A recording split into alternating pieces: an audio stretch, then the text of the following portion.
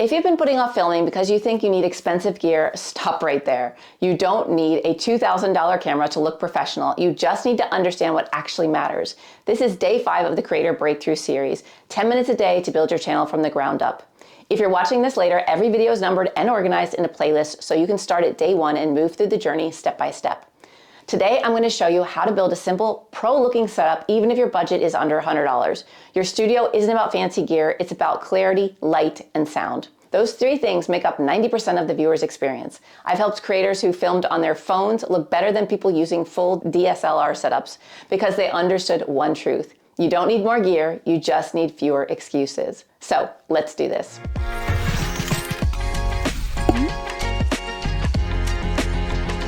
Okay, let's break down what to buy, how to position it, and how to make it look like you've been doing this for years on a beginner's budget. We're going to go through 5 steps to create a clean, professional setup that fits any home and any budget.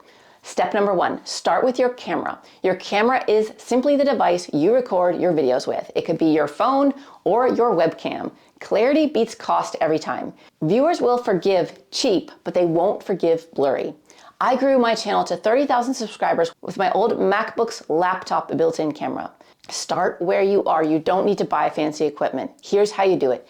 Use your phone. Most modern phones shoot in 1080p, even 4K. Film with the rear camera for the best quality. That means not the one where you can see yourself filming yourself, but the one on the back of your phone. So the screen of your phone, the back of your phone. The back of the phone, use that camera. Change from photo to video to film with your phone. Use a tripod or even a stack of books to keep the lens at eye level when you're filming. Some example setups could be phone plus window light plus books as a tripod. If you want to upgrade, you could do a 10-inch ring light with a mount and tripod. Or if you have glasses, I would buy softbox lighting instead. We'll get to lighting in the next step. But anyway, if your face looks bright and sharp, you're good to go. Gear doesn't create authority, clarity does. Again, I grew to 30,000 subs with only lamps and natural lighting from my window and an old MacBook laptop. So you really can do this on a budget. Step 2, light like a creator. Lighting is the single biggest visual upgrade you can make. Good lights make any camera look professional. Here's how to do it. Use natural light and face the window. Don't stand in front of the window, face it, and then have your camera between you and the window. And avoid harsh overhead lighting because it casts deep shadows on your face. Also, avoid different color lighting. So if you have some cooler lights in your room and some warmer lights in your room, choose one of those to put on. If you put on different color lighting, it will just confuse the scene. If you film at night, here are some options. Budget options, you could use a ring light. A pro budget, you could use an LED panel kit. Or for soft light for glasses, you could get a softbox light like Mount Dog softbox kit. So place your light at 45 degrees angles and slightly above the eye level. If your eyes sparkle and the background is slightly dimmer, you have nailed it. Lighting doesn't just brighten your scene, it brightens your presence. Okay, so now that we have lighting taken care of, let's go to step 3, which is to fix your audio first. Audio is the most ignored part of YouTube's quality, but it's one the viewers notice the most and are the least forgiving on. So people will forgive a grainy video, but they'll click away instantly from bad sound. Here's how to improve yours. Control echo by filming near rugs or curtains or soft things. And another quick tip actually for this is echo isn't just about the room you're in, it's about the direction your voice is projecting. I recently learned this. So if you're facing a bare wall, your voice will bounce straight back and sound echoey. But if you're facing a wall with curtains on it, bookshelves, or tapestry, those will soften it. And those softer surfaces will absorb the sound and make your audio much cleaner. So it's not just the room you're in, which should have lots of stuff in it to absorb the sound, but it's also where you're projecting your voice towards. One thing I recommend, use a budget mic. So there's a lavalier, a Deity V-Lav, which is around $50. Or if you're sitting at a desk, you could use a USB desk mic. Or if you're going to be moving around a lot, then you could use a wireless mic like I have. I have the Rode Wireless Go Pro. It's a little bit more expensive, but you can find very cheap mics that will at least get your sound better than sounding without one. But if you don't have a mic yet, just record with your phone close to your face and clean up the audio later in CapCut or Audacity or some other program where you can edit the sound. If it sounds like you're in the same room as your viewer, then you've done it right. Because sound builds connection. They don't just watch you, they can then feel you, right? It feels like you're in the same room. It feels like you're having a conversation over coffee versus you standing out in some echoey mountaintop. So now that you have the audio under control, let's move on to step 4. Create a clean background. Your background is what your audience sees behind you, and it silently communicates credibility and your personality.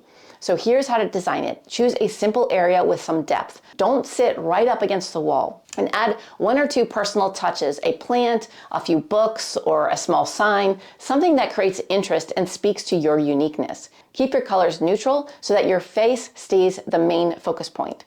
I learned this the hard way when I decided to paint a wall a sea blue color, because in Finland it's dark here most of the year, and I wanted my office/studio space to feel bright and energizing when it's dark in the dark winter months.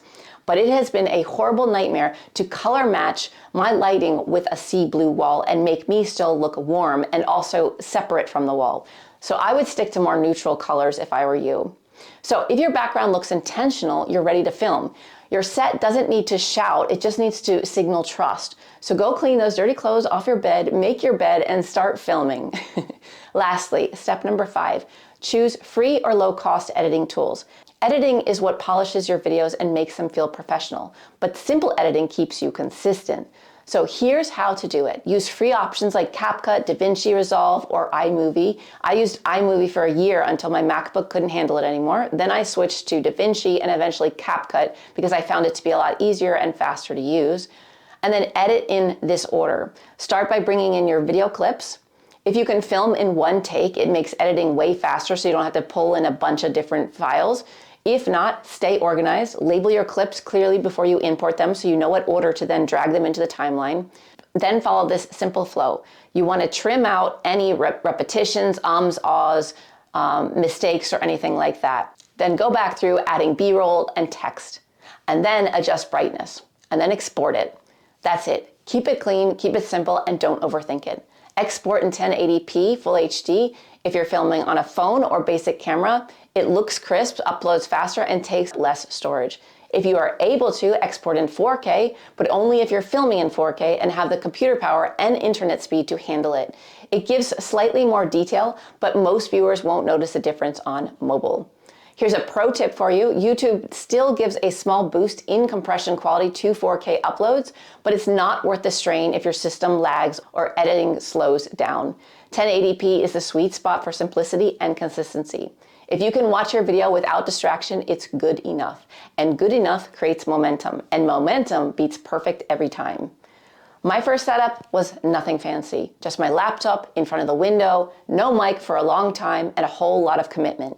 It worked because I showed up. The gear didn't make me ready, creating did. Every time you hit record, your confidence compounds. That tiny step becomes your launch pad. I've seen creators reach tens of thousands of subscribers with nothing more than a phone and a lavalier mic and one softbox light. Viewers don't care about your tools. They care about the trust you build through clarity and connection in your videos. So, your action step for today is build your simple studio and comment day 5 done once it's set up. Share a photo of it if you want in the Creator Boost Tribe, my Skool community, and we'll celebrate together. If you haven't joined yet, it's free and there's a link in the description below to join. And also don't forget to subscribe so that you can keep going with this Creator Breakthrough series. We're running for 30 days here, you guys. So hit the bell so you don't miss any days when they pop up. And in day 6, we will build your content pillars, which is the backbone of a consistent channel strategy. Because you don't need a studio to start, you just need a space and that courage to fill it. So see you tomorrow. Let's keep going, and you've got this. Bye for now.